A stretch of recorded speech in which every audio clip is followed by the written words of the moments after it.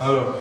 Ich meine, im Vorbeilaufen sagt man sich schon Hoi, aber ich meine, die Leute da, die können halt nur Spanisch. Und, ja, es ist schwierig zu kommunizieren, weil die meisten von uns können ja kein Spanisch.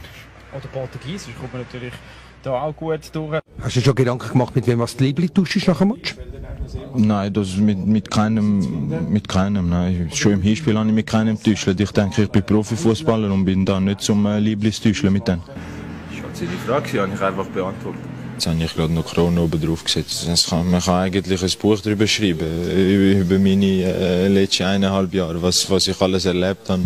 Ja, sicherlich unter anderem die schönen Frauen. Ja, ich finde es sicher gut, dass nach dem Duschen der Jet dann immer auf mich wartet und wir immer zusammen essen. Ich bin genug alt und muss selber entscheiden, was für mich gut ist.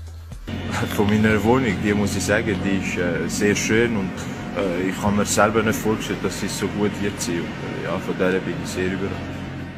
This is my sleeping room. It's very big. I have also television. Yeah, it's good. And these are my teddies. Das war seine Frage, die habe ich einfach beantwortet.